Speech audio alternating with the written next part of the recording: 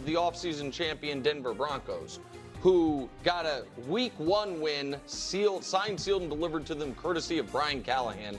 And then in week 2, lost an excruciating game thanks to the rarely called leverage penalty on a 60-yard field goal.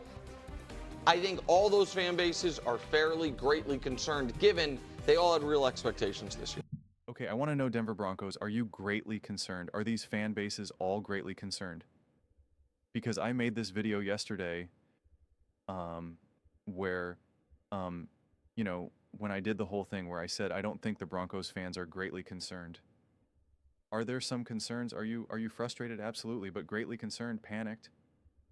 Are you looking at the Broncos as they're on the level of the Jaguars? How about the fact of the matter is that the Broncos signed, sealed, and delivered the win to the Colts? Like, you know, I forget because when I was just setting up this clip, I was, since I'm just trying to make a Broncos clip, I'm not sure if I just showed it honestly, but oh no, he did. It was about the Broncos when he said the Titans, you know, signed, sealed, and delivered the win to the Broncos. And it's like, okay, well, then the Broncos did the same thing to the Colts, and yet you say the Colts are better than the Broncos. Music. That's weird. That's interesting. So, I mean, right now he has the Broncos. Let's do the math. The 24th team. He has them as a bottom 1, 2, 3, 4, 5, 6, 7, 8. Yeah. Like really, really bottom 9. Bottom 9. Come on. Bottom 10 team. Denver Broncos, because they had a rusty week 1 and then week 2, they actually looked really good, especially offensively. Made a couple mistakes. Frustrating, annoying, indefensible from my viewpoint. But now, that means that they just absolutely just fall off a cliff. They're just not good at all. The Patriots are better than them. The Raiders are better than them. The Falcons are better than them. The Steelers are better than them. The Bengals without Joe Burrow are better than them. M. Jones and the 49ers are better than them. The Colts, who they just played head-to-head, who it literally took a redo 60-yard field goal, you know, they're better than them. The Cardinals are better than them? Like, really? Wow. That's crazy. I mean, like, that's impressive. That is impressive. That is impressive. I mean, yeah, the Broncos obviously have to clean things up. And this is the tough thing. I just made a video about this, talking about this with the Pittsburgh Steelers, actually. That when you start 1-1, and especially when you have kind of a weird win, it's a lot worse to go 1-2 than say 5-6, 6-7, because you don't have enough wins under your belt. And if you now go 1-2, you're like, man, we're 1-2 and we could easily be 0-3, right? Like, and who did we beat? The Titans with the rookie quarterback. And it just doesn't feel good in the locker room. Being 5-6 doesn't feel good either, 6-7, but you're kind of just like, hey, look at all these wins we had. We're doing some good things. We're doing some nice things. You most likely had at least a couple, like, really solid wins in that bunch of 5 or 6 wins. And, like, you know, you obviously now have a fair amount of losses, but, like, there's still something to kind of build off of. It's a lot harder to build off of 1 and 2. And this is the frustrating thing when you lose a game that you shouldn't have lost, because losing to the Chargers is totally on the table. It's okay. The Chargers are a great team, and you can't expect to go 6-0 in a harder division, in a tough division. You can't expect, you know, even if we want to leave the Raiders out of it, you just can't expect to be like, well, we're definitely going 4-0 against the Chiefs and the Chargers. It's like, well, you could be an awesome team. You could be a top team in the NFL, and, you know, it's unrealistic to expect yourself to just absolutely go 4-0 against 2 other great teams. And I know the Chiefs are different this year, but just, you know, just accept it for what it is. And so it's just like losing to the Chargers doesn't mean that you're now bad. Doesn't mean that you're now in trouble. Doesn't mean that you're worse than them and that you have no chance to win the division and that you can't make the playoffs. Like, no, the Chargers are a really good team and they're playing at a high level right now. And so you should be able to have room to lose to a team like that in your division. but you now went 1 and you now lost a game that you shouldn't have. Where now, if you lost the Chargers, you'd be like, okay, we're 2-1. It was a tough loss.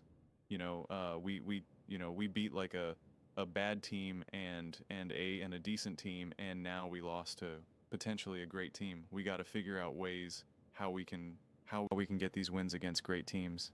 Like there's just more to build off of it. So it's just like it is tricky.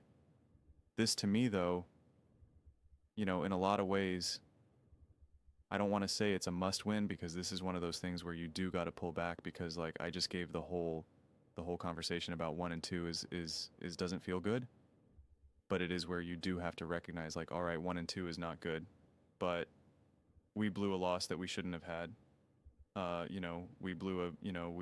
We lost a game that we shouldn't have. We had a rough week 1 start. Congrats. Lots of people have rough starts on week 1, and we know we lost to a division rival. Not ideal, but it was a divisional game. We played pretty good. We got some stuff we got to figure out. But now we have all these other games. Like we front loaded a bunch of our losses right now. Not ideal. We don't think that our record is indicative of who we are, and now we can start to win at a higher rate, and then obviously the record balances out. So it is one of those instances where you're zooming in and zooming out, zooming in. But like, I mean, like even if the Chiefs could be an awesome team this year, and I'm not saying they are, but I'm just saying they could be an awesome team. They could be a top team in the NFL. They could be the 3rd best team in the NFL, but the Chargers are 1 and the Eagles are 2, and they lost to both of them, and now they're 0 and 2. And it's like, see, they're a bad team. They're 0 and 2. And it's like, well, wait a second. And so like there's a flavor of that with the Denver Broncos, with their potential to go 1 and 2. But that's why you do have to kind of pull back. But at the same time, it's also not ideal. Like that's like I said, that's what happens when you blow a win that you shouldn't have early on in the season. It just makes things that feel a little bit extra condensed right now. You're just kind of like contracted and you're just like, what the heck? We only beat the Titans right now against a rookie quarterback in his first ever start, right? Like you have to fight a little bit harder to kind of make sense of what you're seeing. And of course, now going up against a division rival, you want to be able to solidify yourself as the team to beat in that division, as the team to be the front row seat to be able to win the division. And now you would have potentially lost to the Chargers, who are now 3-0 in the division, where now they just beat the Broncos, the Raiders, and the Chiefs. Boom, boom, boom, boom. I didn't even realize until just now that the first 3 games are all against a division. Has that ever really happened before? Probably doesn't happen that frequently. I don't know. At least not with the top teams, or the more popular teams. At least not to my knowledge. So that would be a huge lead. Now the Chiefs would potentially be 1 and 2, and now you'd be tied with the Chiefs who are 1 and 2. The Chargers would be 3-0, a commanding lead of 3, not only 3-0 in the in the division, but 3-0-0 overall, obviously. And so you don't want that. Now you win this game. You're 2-1. The Chargers are 2-1, and maybe the Chiefs are 0-3. Maybe they're 1 and 2. Like it just puts you in a much more comfortable spot. It also rights the ship now immediately. You get to say, yeah, that week 1 game was a little ugly. Who cares? Week 1, congrats. Yeah, week 2 we blew that loss, but like we're clearly a great team. We just beat the Chargers. Like, yeah, we got to button stuff up. Yeah, we let that game get away from us. Not ideal. It happens. Move on. That was week 2. We're on to week 4, 5, 6, and beyond. You get to just really put it in the past immediately. And then again, if you're beating the Chargers, you're probably doing something right. Unless the Chargers just collapse for some bizarre reason. So like you start to build that momentum. So it's so funny because last year I felt there were so many instances where I was kept being able to be like, yeah, this game doesn't matter as much. I know it's a divisional game, but like it's okay, you can lose this, blah blah blah blah blah. But it's just like with the expectations that I have for a handful of these teams, it's like no, like these are important moments, especially for younger teams that are ascending, or teams that have kind of, I don't want to say a shaky history, but just kind of like it it's time to solidify yourself as like a dominant juggernaut of a team that just has finally turned the page here. And with the Broncos, it's like it's kind of a combination here where it's just kind of like it's time to solidify yourself as like you're a real team now. We're not kind of like, yeah, the Broncos are pretty good. Like, yeah, they've had some good wins, some decent wins, and like a couple weird losses. Like, no, no, no. Like, it's time to turn that page. It's time to root yourself and solidify yourself as like a real team, that perennial top team in the NFL, a team where nobody in their right mind could ever put them in the bottom 10, in the bottom 9. Like that no one would ever think to say that the Broncos are worse than a backup quarterback led Cincinnati Bengals. Okay? Or behind a Houston Texans team that can't do anything right offensively. I just did a video breaking that down. I don't know if I actually even recorded it. I think I may have just watched it. But I mean, it's just like they can't do anything offensively. Literally nothing offensively. It's kind of breathtaking, honestly. Their defense is great, but like offensively, there's just zero room. There's just zero reason for any confidence, and yet got them all the way up there, right? Um, Sam Darnold, who he doesn't even like Sam Darnold. He thinks Sam Darnold is a bad quarterback. He thinks Sam Darnold is a pumpkin. He thinks Sam Darnold is a bottom quarterback in the NFL, but you got him way up there, right? Like, and I know it's obviously Nick and the Broncos and all that, but the Broncos need to be a team where you can't even flirt with that, where you can't, where something like that becomes indefensible. Maybe you could put a team like the Seahawks or the Texans right above them, but just a tier above, and it's like, haha, whatever, Nick doing Nick, but like having them all the way at the bottom, a bottom 3-tier team, right? Just above the New York Jets with Justin Fields, just above an 0-2 New York Giants. No, it's time to turn that narrative and make that become an absolutely indefensible take rather than, yeah. Well, the Broncos are 1-2 now. Like, yeah, they only beat Cam Ward and the Titans, and they lost to Daniel Jones and the Colts, and they blew that game. Like, why do I expect anything to be different? It's like it's time to do that. And they can do that immediately. They can do that immediately.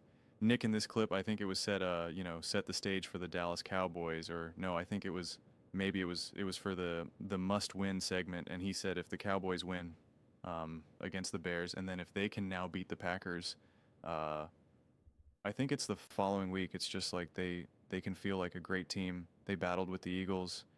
Yeah, they lost, but they battled with them. They beat the Giants, who like probably is not a good team, but who knows, maybe they're sneaky good. Take care of the Bears. And now even just competing with the Packers, even if you lose to the Packers, but even if you just compete with the Packers, you're like, "Hey, we're in it. We competed with the Eagles. We competed with the Packers. Like, we are on their level. We need to find a way again how to just take it to that next level." But like, we are right there. And it's just like this is kind of the stage being set that could be set for the Broncos. The Chargers, top team in the NFL right now. You beat them. It would be up. You people would now try to be like, yeah, the Chargers lost to a bad Broncos team because it's a divisional game. What are you going to do? Remember when the Raiders beat the Chiefs on Christmas? Like, it would be up to other people to try to have to construct that narrative. So, be interesting.